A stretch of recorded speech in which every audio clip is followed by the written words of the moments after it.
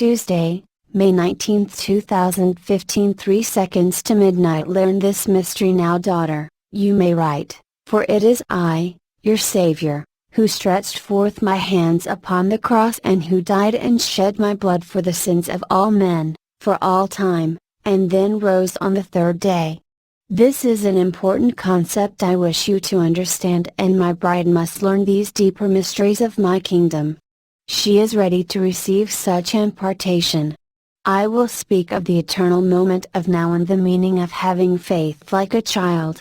When I speak of having this kind of faith, it is a faith that comes so naturally, a faith unquestionable, a faith that does not falter no matter the external circumstances or situations. It is a deep and abiding level of trust and assurance that what has been spoken and taught is infallible truth. This childlike faith is a deep abiding, an abandonment of all doubt and uncertainty, based on the evidence of the full indwelling of my Spirit in you. Pray for this faith, my loves, as it serves to ground you in me, the rock, and keep you from swaying to and from as the winds of change are upon you. To be still and know I am your God is to have this truth deeply embedded in your hearts.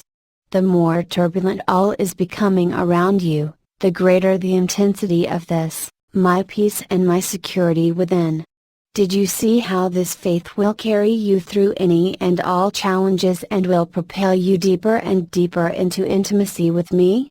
This faith is not only understanding our relationship with your minds, but knowing me in your spirits.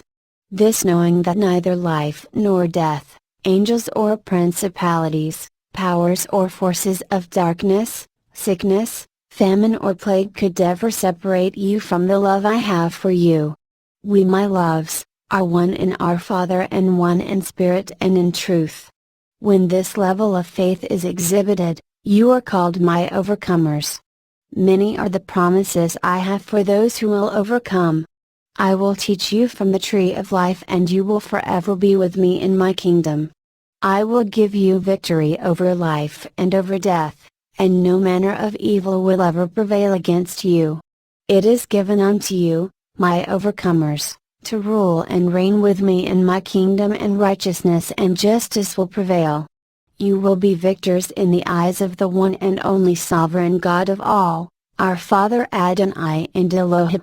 Now, as to the eternal moment of now, I will explain. As you grow into this deep faith in me, you will then understand my words about being anxious over nothing. You will learn to never look behind you into the past, nor will you be concerned of thoughts for your future, for you will know as truth in your hearts that I have all of your tomorrows. Just as I clothe the birds in the sky and provide for all the needs of my precious creatures, will I not look after your every need as well?